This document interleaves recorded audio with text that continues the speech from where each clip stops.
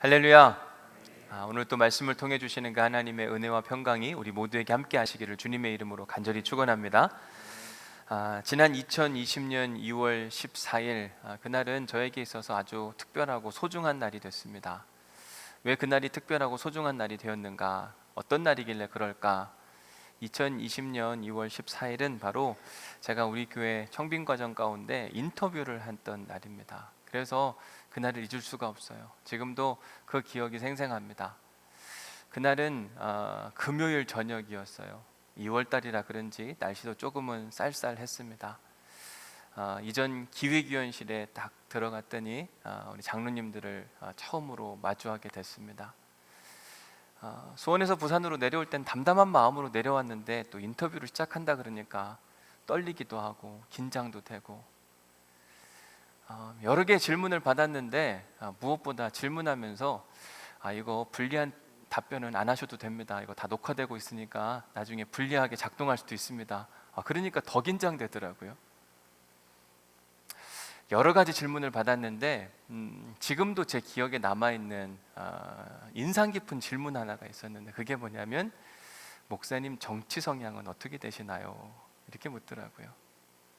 여러분들도 궁금하시죠? 제가 좌처럼 보입니까? 우처럼 보입니까? 답변을 하지 마세요. 곤란해질 수 있으니까.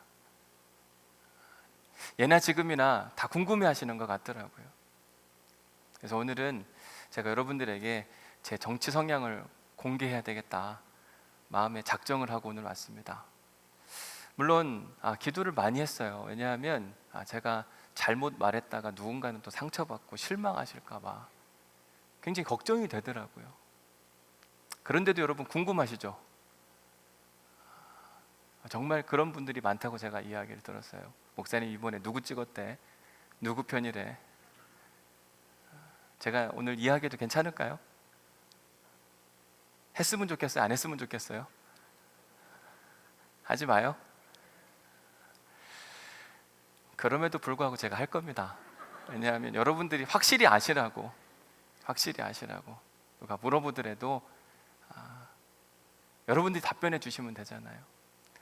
제 정치 성향이 뭐냐? 지금도 손에 땀이 나요. 이게 얘기할 때마다 어떻게 이야기해야 될까? 색깔로 표현하자면 제가 빨간색이냐 파란색이냐 엄청 궁금하시죠? 제 정치 색깔은요, 오늘 제가 한 넥타이 색깔이에요. 무슨 색깔이에요? 보라색이에요. 이 보라색이 도대체 그럼 무슨 정치 색깔이냐? 보라색은요, 지금 우리가 사순절 절기를 보내고 있는데 사순절 절기를 상징하는 색깔입니다.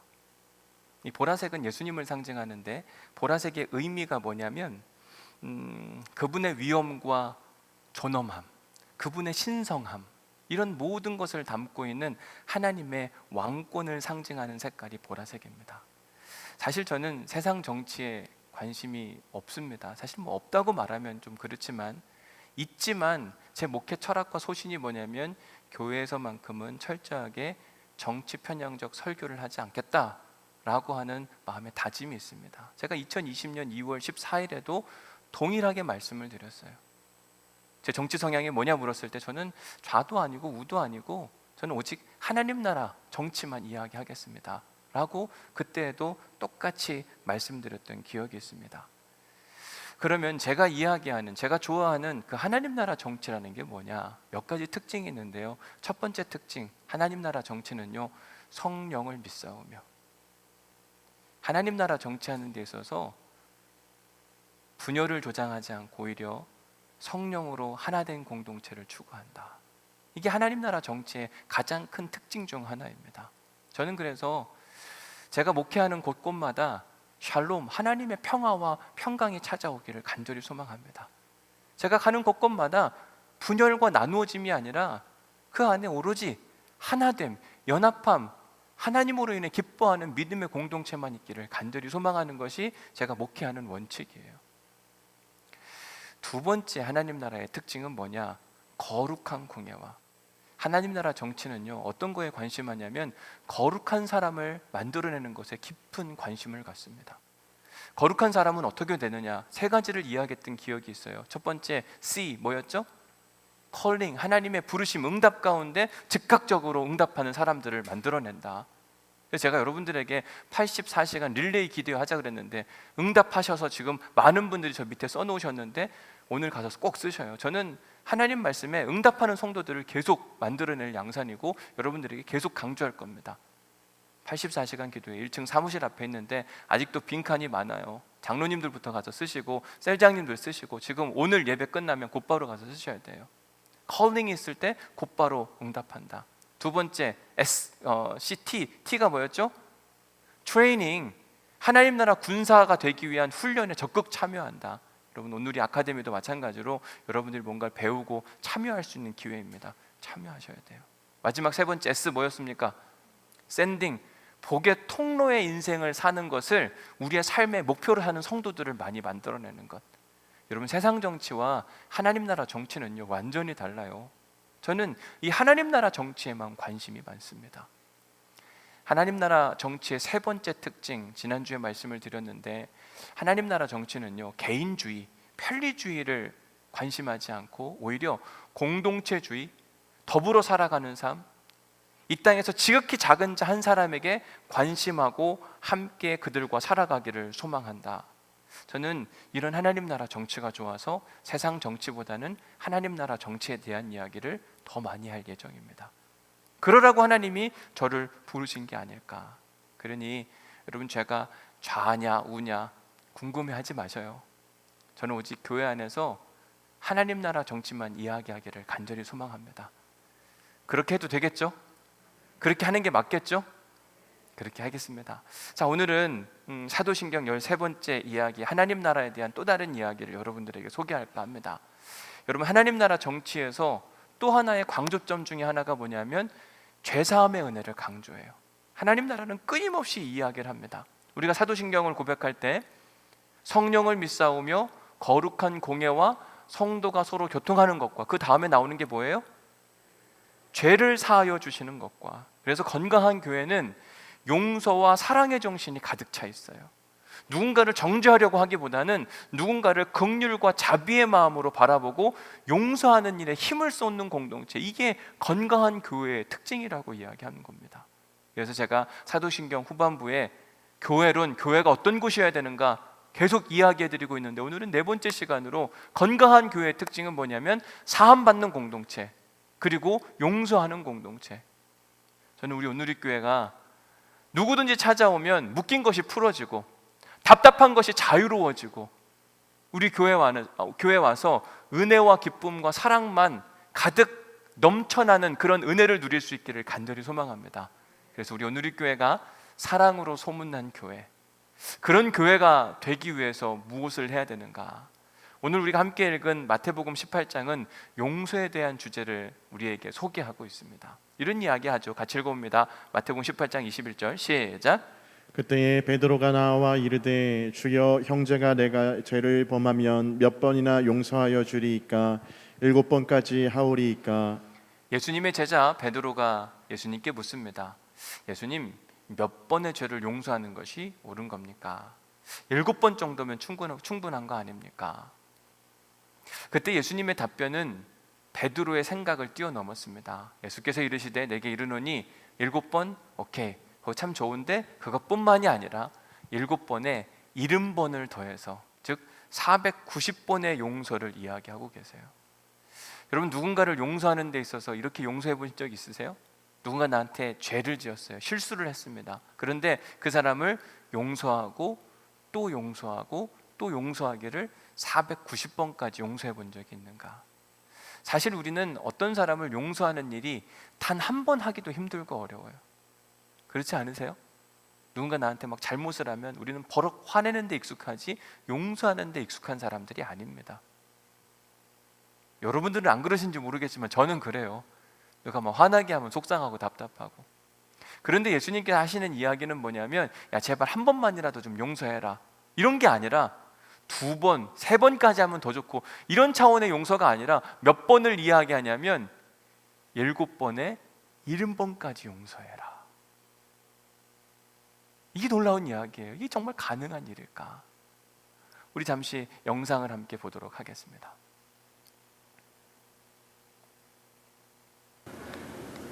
하나님이 이 죄 많은 놈한테 손 내밀어 주시고 그 앞에 엎드리가 지은 죄를 회개하도록 하고 제 죄를 용서해 주셨습니다. 하나님이 죄를 용서해 주셨다고요? 눈물로 회개하고 용서받았습니다. 그러고 나서부터 마음의 평화를 얻었습니다. 아침에 일어나자마자 기도하고 하루하루가 얼마나 감사한지 모릅니다. 하나님한테 회개하고 용서받으니 이래 편합니다, 내 마음이. 요새는 기도로 눈 뜨고 기도로 눈 감습니다. 주의 어머니를 위해서도 항상 기도합니다. 죽을 때까지 할 겁니다. 그런데 앉아 이래 직접 만나고 보니 하나님이 역시 제 기도를 들어주시는 것 같습니다. 이 영화는 2007년도에 이창동 감독이라고 하는 사람이 만든 밀양이라고 하는 영화입니다. 어느 한 여인이 있었는데 사랑하는 아들을 살인자에 의해서 잃어버리게 됩니다. 얼마나 아프고 속상하겠어요? 그런데 하나님의 은혜 가운데 용서하고 싶은 마음이 부어져서 그가 갇혀있는 감옥에 찾아가서 여러분 보시는 바와 같이 용서에 대한 이야기를 합니다. 하나님이 당신을 용서할 마음을 주셔서 내가 당신을 용서하고자 합니다. 그런데 그때 그 살인자가 하는 이야기가 나는 이미 하나님을 이 감옥 안에서 만났습니다. 그리고 당신이 오기 전에 나는 하나님이 먼저 용서하셨기 때문에 그런 얘기 안 하셔도 됩니다. 나는 그 용서함을 받고 이 감옥 안에서 얼마나 평안한 시간을 보내는지 모릅니다. 그러자 이 주인공인 전도연 씨가 아니 누가 당신을 용서하냐? 내 아들이 죽었는데 내가 용서해줘야지 왜 하나님이 나보다 먼저 와서 용서해 주시냐라고 이야기하면서 이 영화 후반부에 보면 이 주인공이 미쳐가는 모습이 막 보이게 됩니다. 여러분 누군가를 용서한다는 게 정말 힘들어요. 그것도 한 번이 아니라 예수님 몇 번을 이야기하냐면 7번 거기 곱하기 70번 490번의 용서를 이야기하고 있는데 왜 우리 교회가 왜 우리 그리스도인들이 이 용서하는 공동체가 되어야 하는지 오늘 본문에서 자세히 소개하고 있습니다. 자, 오늘 본문 23절 말씀 함께 보도록 하겠습니다. 같이 읽습니다. 시작. 그러므로 천국은 그 종들과 결산하려 하던 어떤 임금과 같으니. 자, 여기 보면 천국에 대한 이야기가 나오잖아요. 하나님 나라 정치를 이야기하는 겁니다. 하나님이 다스리는 나라는 어떤 곳이냐? 어떤 임금이 있는데 결산을 할 때 어떤 일이 벌어지는가? 24절에 보니까 결산할 때 10,000달란트 빚진 자가 있는데 그를 데려오라고 이야기합니다. 10,000달란트 빚을 졌다. 그 빚의 정도가 얼마나 큰 걸까? 계산을 해보니까요 1달란트는 6,000데나리온이에요. 근데 1데나리온은 하루의 일꾼의 품삯입니다. 그러니까 1달란트라고 하는 것은 어떤 한 노동자의 6,000일의 품삯이에요. 그러니까 10,000달란트는 6,000만일의 품삯이 되더라고요. 품삯을 10만 원으로 계산한다고 치니까 10만 원 곱하기 6,000만일 곱하니까요 6조 원 정도가 되는 겁니다. 어마어마한 빚을 졌어요. 그런데 25절 말씀에 보니까 이 종이 갚을 능력이 없는지라 이렇게 이야기합니다. 여러분 돈을 빌렸는데 돈을 안 갚아요. 주인이 너 그럴 수 있구나 그냥 막 함부로 용서해 줍니까? 그것도 웬만한 돈이 아니라 얼마라고요? 6조 원. 이거 그냥 쉽게 탕감해 줄 수 있나? 갚을 능력이 없다고 이야기하니까 주인이 이렇게 이야기합니다. 그 몸과 아내와 자식들과 모든 소유를 다 팔아서라도 갚도록 해라 이렇게 이야기를 하죠. 자, 그러니까 6조 원을 빌린 이 종은 답답하고 속상하고 이거 어떻게 해야 될까? 할 수 있는 방법은 그 주인에게 엎드리는 거 말고는 없었어요. 그래서 26절에 보니까 그 종이 엎드려며 절하며 이르되 납작 엎드린 겁니다. 주인이시여 좀 참아 주옵소서 내가 갚으리이다 하거늘. 사실 여러분 이 종 갚을 수 있는 능력 있을까요? 없을까요? 거의 없습니다. 이 능력이 없는 걸 알고 주인이 이놈을 갖다가 어떻게든지 다 팔아가지고 갚을 수 있을 만큼만 갚도록 해라 라고 이야기를 한 겁니다. 그런데 이 종이 어쨌든 살아보겠다고 납작 엎드려서 제발 좀 참아 주옵소서, 빈말이지만 내가 갚겠나이다, 여기까지 했어요. 그때 주인이 어떻게 행동하느냐가 중요합니다. 27절 말씀 같이 봅니다. 시작.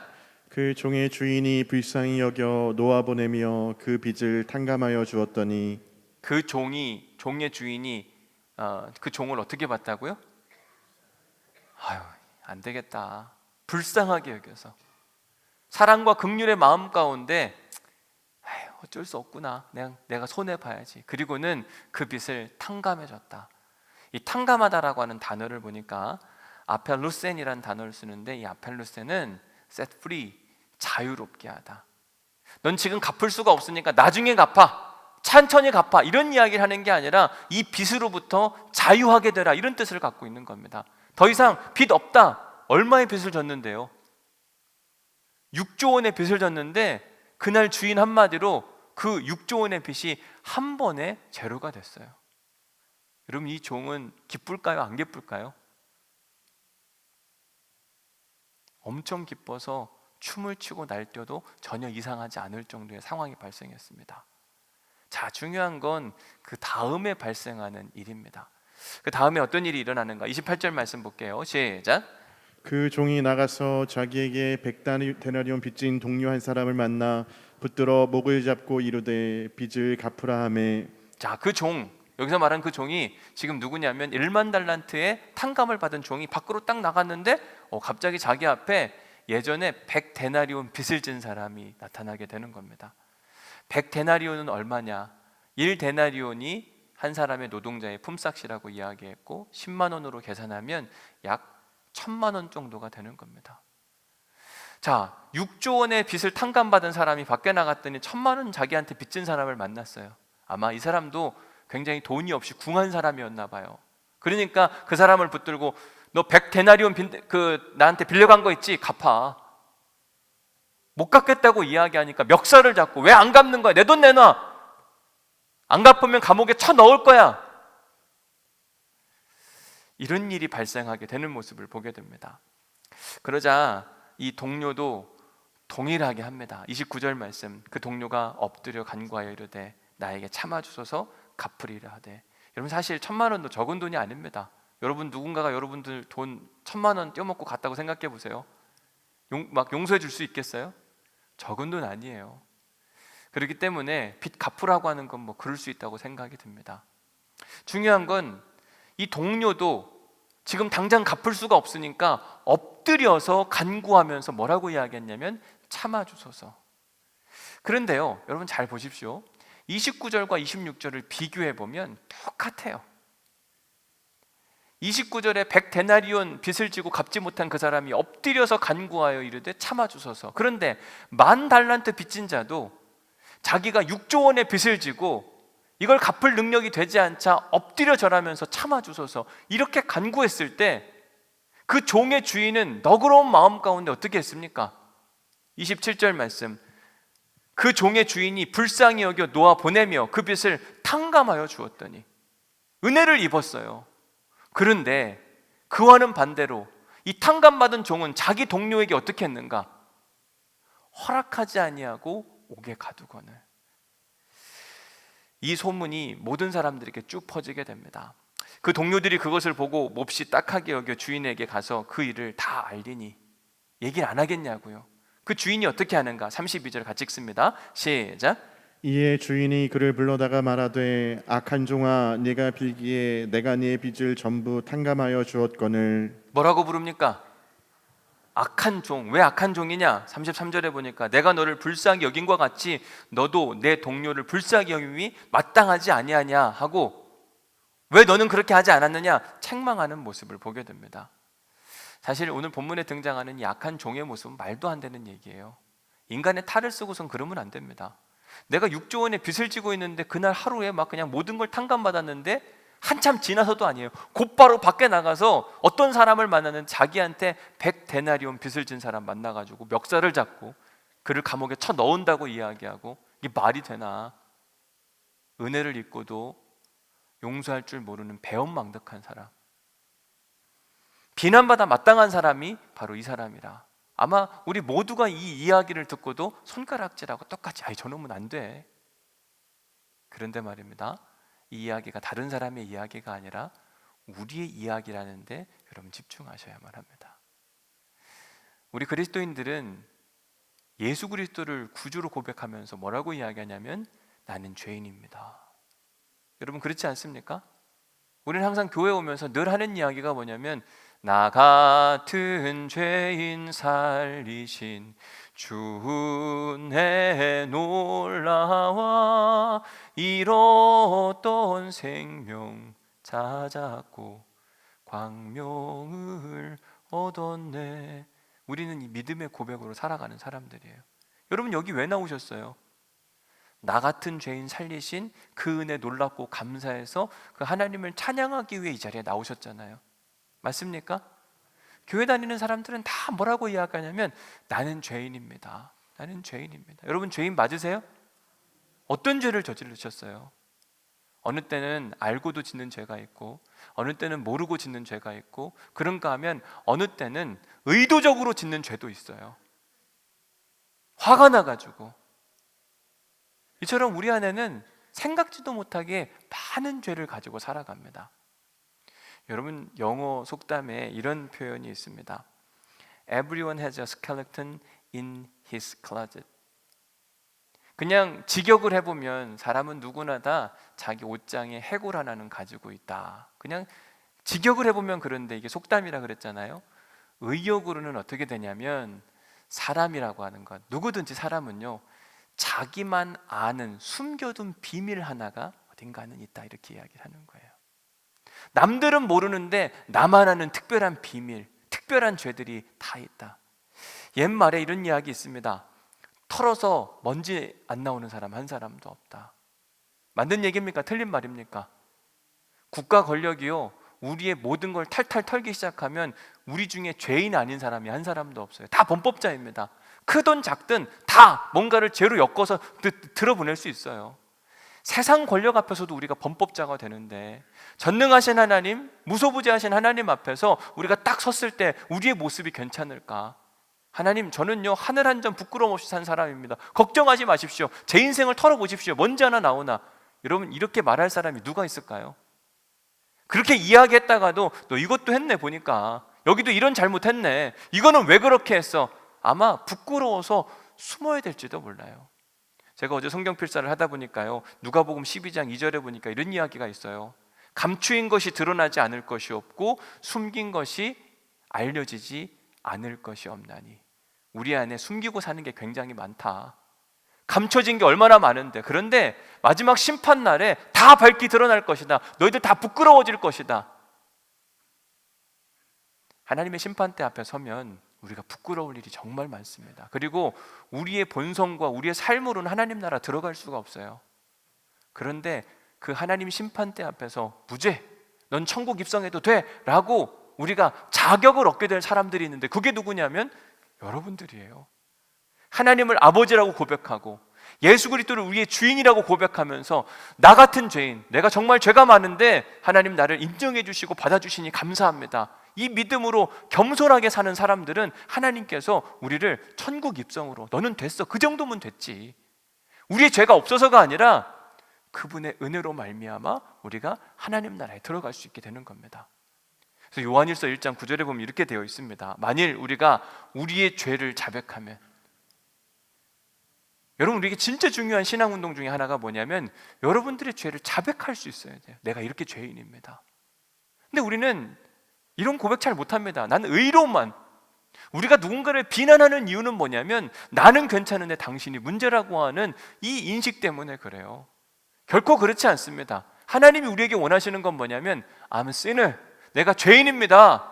나는 숨겨진 죄도 있고 알게 모르게 지은 죄도 있고 근데 그 모든 죄를 자백하기만 하면 하나님은 미쁘시고 의로우사 우리의 모든 죄를 사하시며 우리의 모든 불의를 깨끗하게 하신다.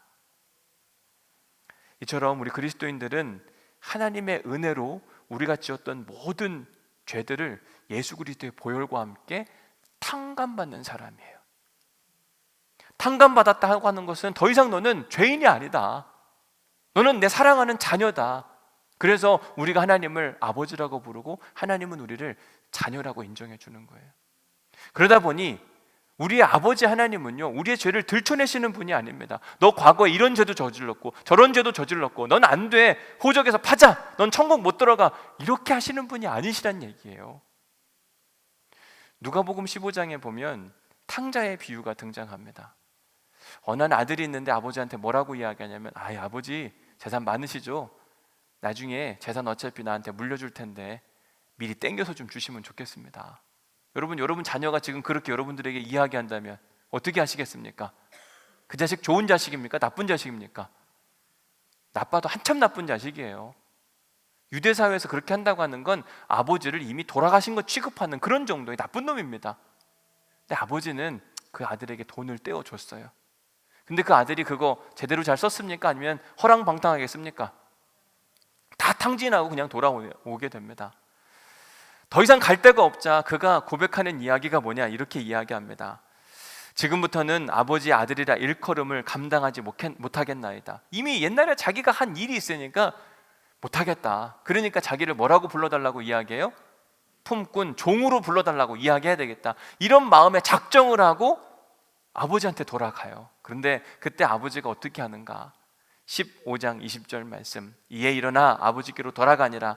아직도 거리가 먼데 멀리 있는 겁니다. 그런데 그 아버지는 그 탕자의 모습을 보고 어떻게 해요? 측은히 여겼고 멀리서 보는데도 다 보여요. 그리고 가서 정죄하고 비난한 게 아니라 어떻게 합니까? 달려가서 목을 안고 입을 맞추며 잔치를 벌이게 합니다. 여러분, 이게 아버지의 모습인 거거든요. 제가 지난주에 마침 오랜만에 1박 2일로 저희 부모님을 찾아뵀습니다. 저희 부모님이 충남 예산에 계신데 멀지만 오랜만에 한번 가야 되겠다. 뭐 거의 한 1년 가까이 되어 가는 것 같아요. 명절에도 어디 안 가고 여기 있어야 되겠다 이런 생각 가운데 있다 보니까 계속 찾아뵙지 못하다가 지난주에 찾아뵀습니다. 그냥 얼굴만 뵀는데도 참 좋아하시더라고요. 부모님한테 참 이렇게 좋아하시는데 왜 이런 걸 못 해드릴까? 목회가 바쁘다는 핑계, 부산에서 예산까지 뭐 만만치 않은 거리지만 그 거리의 문제를 이야기하면서 찾아뵙지 못했던 죄송한 마음, 미안한 마음이 밀려왔습니다. 어떻게 보면 참 여러분들한테는 부모를 공경해야 된다, 카바드 신앙에 대한 이야기, 부모를 공경한다고 하는 건 무겁게 여기는 것이고 전화도 자주 해야 되고 얼굴도 뵙고, 그런데 정작 저는 그렇게 못하고 있는 모습을 보면서 참 제가 여러분들에게 죄송하다는 생각이 들기도 하더라고요. 내가 그렇게 못난 사람은 아닐까. 실제로 저희 어머니가 하시는 이야기가, 이번에 갔더니요, 이렇게 못났는데 집에 갔더니 저희 어머니가 뭘 해놓고 기다리시냐면 제가 손으로 만든 두부를 정말 좋아하거든요. 옛날 무쇠솥에다가 막 해가지고 만든 거. 갔더니 손두부를 해놓고 계신 거예요. 이거 내가 누나 주려고, 누나도 조금 이따 뒤에 오는데 누나 주려고 도라지 무침 꼭 아껴두었던 건데 도라지 무쳐가 너 주는 거라고. 왜 날 줘요? 그랬더니 누가복음 15장이 너는 멀리 있어 잘 오지도 못하는, 갑자기 제가 탕자가 된 거예요. 그러니까 어차피 넌 잘 못 오는 애니까 너라도 줘야 되겠다. 독토리묵 써놓으시고 미역국. 제가 사형제 중에 막내인데 어찌 보면 제가 제일 저희 부모님한테 못합니다. 목회를 하기 때문에도 그렇고 멀리 지내서도 그렇고 부모님 병원 모시고 가는 것도 저희 형님과 누님들이 다 하거든요. 근데 제일 못난 자식인데도 불구하고 제일 사랑받고 자랐어요. 지금도 사랑을 받고. 왜 그런가 생각해 보면 부모가 그런 거더라고요. 부모는 자식이 못났건 부족하건 때로는 죄인이건 끝까지 품어 안는 것이 부모의 모습. 여러분, 우리는 하나님을 뭐라고 부릅니까? 아버지라고 불러요. 그 아버지 되신 하나님은 우리가 죄인이지만 우리를 품어 안아주시는 겁니다. 우리가 무슨 자격이 있어서 문제가 아니에요. 우리가 여전히 부족하고 여전히 하나님 나라 들어갈 기본적 자격을 갖추지 못했는데도 불구하고 오늘 본문 26절에 보니까 엎드려 절하며 참으소서, 이 한마디의 고백 때문에 주인 되신 하나님께서 불쌍히 여겨서 죄를 탕감하여 주더라. 우리는 하나님의 은혜와 긍휼 때문에 구원받은 사람이에요. 그 탕감받은 우리가 해야 할 일은 딱 한 가지밖에 없어요. 오늘 보면 35절에 그 이야기, 우리가 해야 할 일이 나옵니다. 같이 읽어봅니다. 시작. 너희가 각각 마음으로부터 형제를 용서하지 아니하면 나의 하늘 아버지께서도 너희에게 이와 같이 하시리라. 너 용서받았는데 왜 용서하지 못하냐? 분명히 너는 나로부터 모든 죄를 탕감받고 하나님 나라 백성이 됐다고 한다면 너도 그러면 누군가를 용서할 수 있어야 되는 거 아니냐? 1만 달란트를 탕감받은 자가 100데나리온 빚진 자에게 너그러움을 보이지 못하자 하나님은 난 너도 용서할 수 없다. 넌 천국 못 들어가. 나쁜 자식, 나쁜 종아, 악한 종아. 우리가 이 말씀을 깊이 생각해 봐야 합니다. 사랑하는 성도 여러분, 이 용서받은 사람이 용서를 할 수 있는 거예요. 내가 진짜 하나님으로부터 나 같은 죄인 살리신 하나님의 은혜 크도다, 이 믿음의 고백이 있다고 한다면 세상에 용서 못할 사람이 누가 있을까? 용서 못하면 그게 더 이상한 거예요. 우리는 사실 살아가면서 알고 짓는 죄, 모르고 짓는 죄, 심지어 의도적으로 짓는 죄까지 하나님께서 다 기억하고 계시지만 우리 아버지 되신 하나님께서 우리의 엎드림과 자백함과 하나님을 우리의 주님이라고 고백하는, 주인이라고 고백하는 그 믿음의 고백 덕분에 모든 것을 용서받은 사람들이거든요. 그런데도 불구하고 너는 왜 용서를 못하냐? 아니야, 용서해야 된다. 그냥 용서가 아니라 7번씩 70번 용서하는 믿음의 용서의 사람이 되라고 우리에게 강조해서 말씀하고 계십니다. 사도신경 말고 주기도문에 보면 이렇게 우리가 고백을 합니다.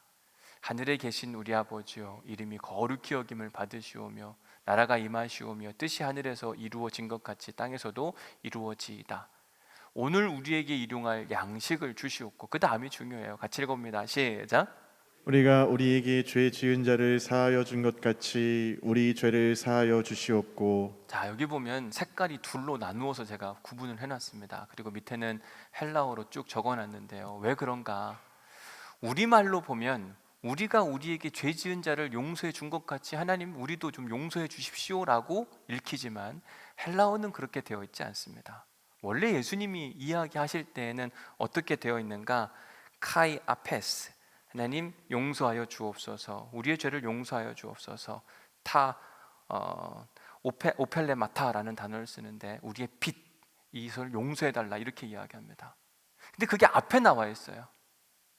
그 이야기가 뭐냐면 하나님 내가 많은 사람을 용서해 줬기 때문에 내 죄를 사하여 주옵소서, 이런 타협의 기도를 하는 게 아니에요.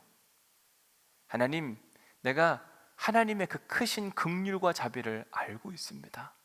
그 은혜 받기를 내가 소원합니다. 그 은혜로 말미암아 내가 누군가를 지금까지 용서하고 살았는데 더 큰 용서와 자비의 마음을 우리에게 허락하여 주옵소서 라고 하는 믿음의 고백이 바로 주기도문에 담겨져 있습니다. 여러분, 우리가 누군가를 용서하는 건 우리의 죄를 용서받기 위해서 우리가 용서를 하는 게 아니라 이미 우리가 용서를 받은 그 은혜 때문에 당연히 해야 할 이야기예요. 그래서 오늘 본문 33절의 말씀이 이렇게 되어 있습니다. 내가 너희를 불쌍히 여긴 것 같이 너도 동료들을 불쌍히 여김이 어떻다고요? 마땅하다. 저는 이 단어가 계속 마음에 남는 겁니다. 마땅하다, 당연한 일이다. 여러분, 누군가를 용서하는 일은 당연한 일인 거예요. 내가 용서받기 위해서 하는 일이 아니라니까요. 내가 하나님으로부터 큰 은혜를 입었기 때문에 누군가를 용서하는 일은 당연히 해야 된다. 내가 왜 못하냐? 내가 얼마나 큰 죄인인지, 그 죄를 하나님으로부터 탕감받았다는 사실이 얼마나 기가 막힌 일인지를 잘 모르기 때문에 그래요. 여러분, 사랑의 원자탄 손양원 목사님 누군지 아시죠? 1948년 여수 반란 사건 당시에 그는 자기의 사랑하는 아들을 잃게 됩니다. 너무 속상하고 답답하고 억울한 일이었어요. 그런데 그의 아들을 죽인 북한 군인을 손양원 목사님이 품어 안았어요. 용서하고 사랑해 줬습니다. 그래서 그의 별명이 사랑의 원자탄이에요. 어떻게 그는 그럴 수가 있었는가? 나 같은 죄인 살리신 주 은혜 놀라워 잃었던 생명 찾았고 광명을 얻었네. 이 찬양이요, 그냥 입술의 고백이 아니라 진실한 고백이었어요. 나 같은 죄인, 이 벌레 같은 날 위에 왜 큰 해를 받으셨는가? 벌레 같은 나 위에 하나님 왜 그 어려움을 당하셨지? 이 믿음의 고백이 가슴으로부터 나왔기 때문에 그는 자기 원수 같은 이 북한 군인을 용서하고 사랑할 수 있었어요. 근데 그냥 용서가 아니라 어떻게 했냐면 자기의 양자로 삼잖아요. 이게 기가 막힌 겁니다. 내가 아들을 잃었어요. 근데 그 살인자를 내 양자로 삼는다. 그게 누구의 모습이냐면 하나님의 모습이에요.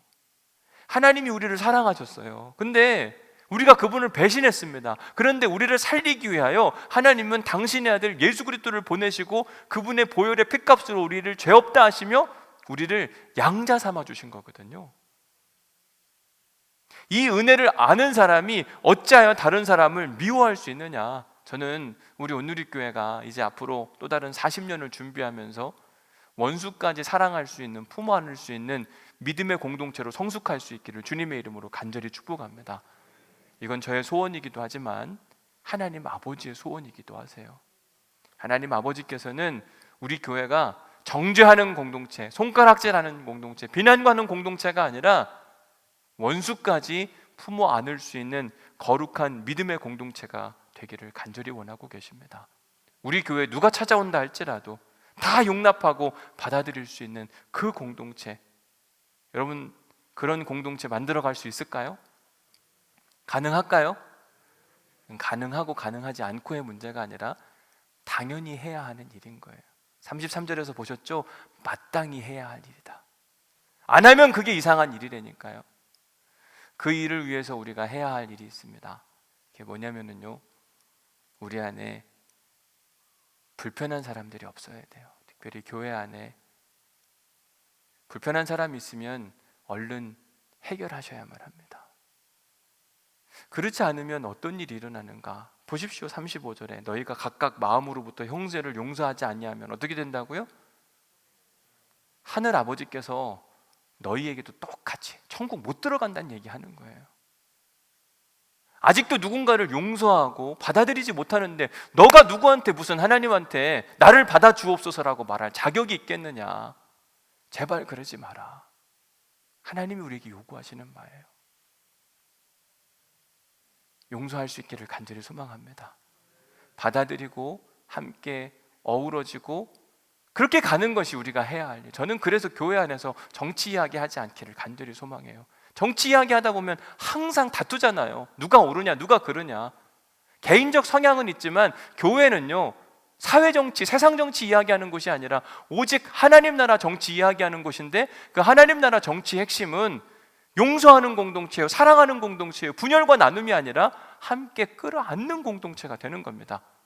비록 과거에 실수하고 잘못됐다 할지라도 여러분 100데나리온 빌려가고 안 갚은 게 잘했다는 얘기 하는 게 아니에요. 이 사람도 잘못한 건데 끌어안아야 되지 않겠느냐. 왜? 너 1만 달란트 빚졌다가 너 같은 죄인 살리신 하나님의 은혜가 좋다며, 감사하다며, 그러면 끌어안아야지. 어느 때 보면 우리 교회 안에서도 인사하고 가야 되는데 고개 돌리시는 분들을 제가 봤어요. 제발 그러시면 안 돼요. 정말 큰일 납니다. 오늘 35절 말씀을 꼭 기억하셔야 돼요. 너희 중에 형제를 서로 사랑하지 아니하면 나도 하늘 아버지 앞에서 너희들하고 똑같이 할 거니까 그렇게 알아라. 당부하는 모습을 꼭 기억하세요. 어떤 분들은 우리 교회를 잠시 떠났다가 교회로 다시 돌아오고 싶어도 손가락질 받을까 봐 못 오고 있대요. 제발 그러지 마세요. 누구든지 과거에 어찌 되었든, 여러분 과거에 한번 잘못했으면 그 사람 영원히 잘못한 사람입니까? 그럼 우리 중에 누가 구원받을 수가 있겠어요? 저도요, 제가 과거에 했던 일들 여러분들한테 다 소개해드리면 이 자리에 설 수도 없는 사람이에요. 그런데 하나님의 은혜로 이 자리에서 목회하고 여러분들과 함께 하잖아요. 이전 것은 다 지나갔으니 보라, 새 것이 되었도다. 우리 안에 새 것을 추구하는, 그게 바로 성령의 사람들이 해야 할 일들인 겁니다. 저는 오늘 예배한 우리 모두에게 그 성령의 은혜가 있기를 간절히 소망합니다. 누구든지 용서하고 누구든지 사함을 받고 이제부터 다시 시작하려고 애를 쓰는 사람들을 응원하고 도와줘야 되는데, 왜 저 사람은 아직도 안 떠났어, 그런 얘기를 하는 사람이 지금도 있다니까 제가 얼마나 답답하고 속상해요. 35절, 서로 용서하지 않으면 하늘 하나님 아버지 앞에서도 내가 이와 같이 하리라. 절대 하나님 나라 못 가요. 하나님 나라를 꿈꾸는 우리 모두에게 가정에서도 용서하지 못할 일이 있을 수도 있는데요, 용서하셔요. 형제들 사이에서도 용서하지 못할 일 용서하셔야 돼요. 교회 안에서도 용납하지 못할 일 다 받아들이셔야만 합니다. 언제까지 막 나누어지고 불편하고, 아니요, 십자가는 예수 그리스도의 죽음으로 부한 자나 가난한 자나 좌나 우나 모두가 다 하나로 합해지는 은혜와 역사가 있는 곳입니다. 얼마 전에 어느 목사님 그런 이야기 하더라고요. 교회가 유일한 곳이 되어가고 있다. 뭐가요? 교회 안에는 서로 다른 사람들, 가난한 사람이든 부한 사람들이 모여서 예배할 수 있는 곳, 정치적으로 좌나 우나 함께 예배할 수 있는 곳, 여기처럼 특별한 공동체가 어디 있냐. 교회가 앞으로 정말 부흥해야 된다. 맞는 얘기더라고요. 교회는 누구나 다 올 수 있는 곳이에요. 어떤 색깔과 어떤 마음과 어떤 상태에 있다 할지라도. 그런 거 아닙니까? 부한 사람만 와야 돼요? 가난한 사람 못 옵니까? 좌만 오고 우만 오고 이것도 아니잖아요. 언제 예수님이 그렇게 하셨어요? 오히려 예수님은 연약한 사람들을 찾아가셔서 일로 와, 나와 함께 하자. 내가 너를 하나님은 당신을 얼마나 많이 사랑하는지. 하나님은 모두를 사랑하십니다. 모두를 다 품어 안을 수 있는 우리 온누리교회 영적 성숙이 있기를 주님의 이름으로 간절히 축복합니다. 오늘 말씀, 은혜 받은 말씀 적어보십시오.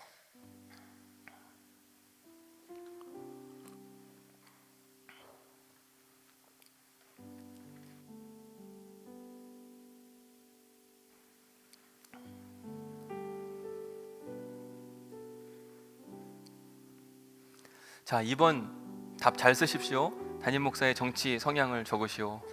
여러분들이 물었는데 이젠 제가 여러분들한테 묻는 거예요. 잘 적으셔야 돼요. 뭐라고 적으셔야 됩니까? 전 뭐에 관심만 많다고요? 하나님 나라 정치. 하나님 나라 정치는 오늘 본문 말씀에 의하면 사랑과 용서를 기초로 한 운동입니다. 여러분, 교회 안에 지금도 제 정치 성향 궁금해하시는 분들, 저는 하나님 나라 정치만 이야기할 겁니다. 여러분들에게도 동일한 은혜가 있기를 간절히 소망합니다. 내 정치 성향이 하나님 나라 정치하고 맞냐, 이게 중요한 거지.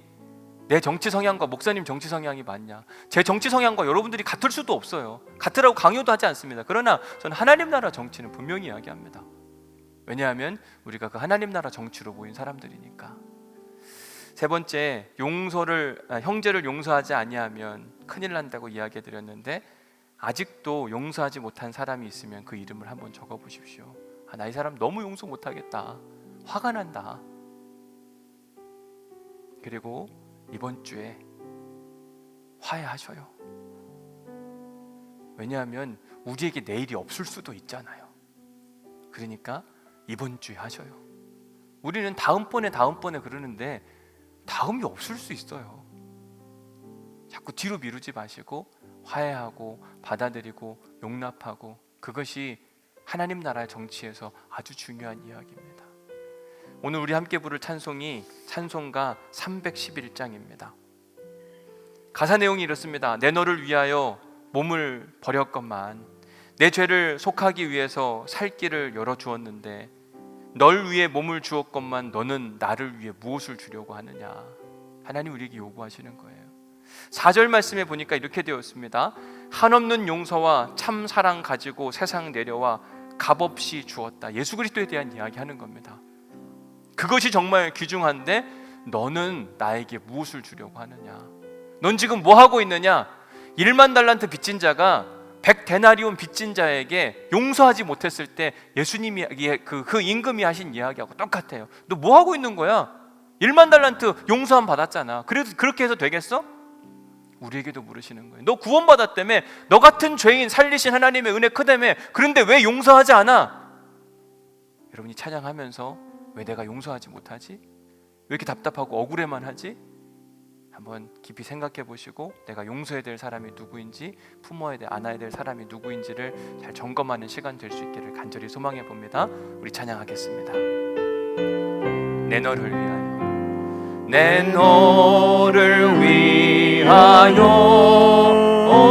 몸 버려 피 흘려 내 죄를 속하여 살기를 주었다. 널 위해 몸을 주건만 너무 어찌느냐. 널 위해 몸을 주건만 너무 어찌느냐. 아버지 보좌와 그 영광 떠나서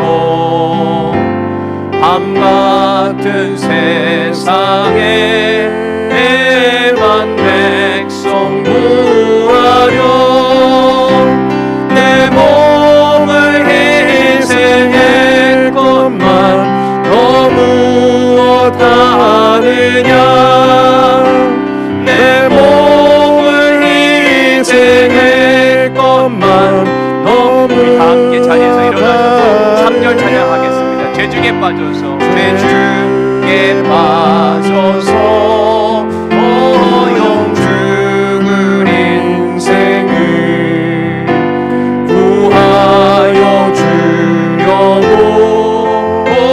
나 피를 흘렸다. 내 죄를 대속했건만 너무 어떠하느냐. 내 죄를 대속했건만 너무 우리 4절 힘차게 찬양합니다. 한없는 용서와, 한없는 용서와 참 사랑 가지고 세상에 내려와 값없이 주었다. 이것이 귀중하건만 너무 어찌느냐. 이것이 귀중하건만 너무 어찌느냐. 우리 4절 한 번 더 합니다. 한없는 용서와, 한없는 용서와 참 사랑 가지고 세상에 내려와